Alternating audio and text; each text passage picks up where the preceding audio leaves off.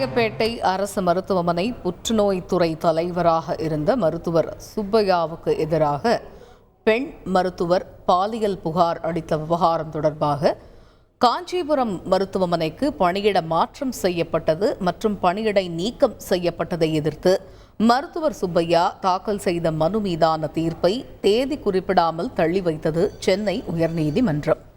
இது குறித்த விரிவான விவரங்களை அறிவோம். எமது செய்தியாளர் சுரேஷ் இணைகிறார். சுரேஷ், இந்த வழக்கின் பின்னணி என்ன? முழு விவரங்களையும் விவரிங்க. வணக்கம். சென்னை ராயப்பேட்டை அரசு மருத்துவமனையில் புற்றுநோய் துறை தலைவராக இருந்த மருத்துவர் சுப்பையா சண்முகத்திற்கு எதிராக பெண் மருத்துவர் ஒருவர் பாலியல் புகார் அளித்திருந்தார். இந்த புகாரின் அடிப்படையில் சுப்பையா காஞ்சிபுரம் மருத்துவமனைக்கு பணியிட மாற்றம் செய்யப்பட்டார். தொடர்ந்து அவர் பணியிடை நீக்கமும் செய்யப்பட்டார். இந்த இரண்டு உத்தரவுகளையும் எதிர்த்து சுப்பையா தரப்பில் சென்னை உயர்நீதிமன்றத்தில் வழக்கு தொடரப்பட்டது.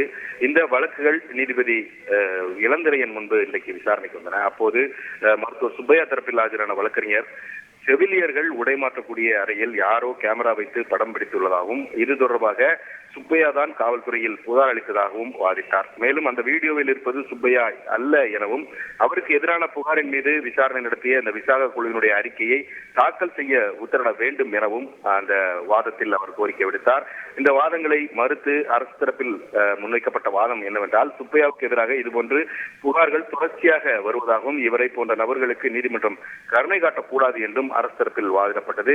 பெண் மருத்துவர் ஒருவர் அளித்த புகாரின் அடிப்படையில் தான் சுப்பையா பணியிட மாற்றம் செய்யப்பட்டதாகவும் பணியிடை நீக்கம் செய்யப்பட்டதற்கு வேறு காரணங்கள் உள்ளதாகவும் குறிப்பிட்டார்.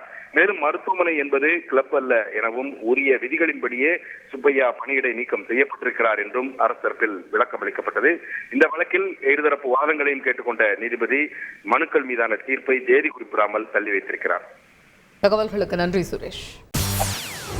செய்திகளை உடனுக்குடன் தெரிந்து கொள்ள உடனே சப்ஸ்கிரைப் பண்ணுங்க.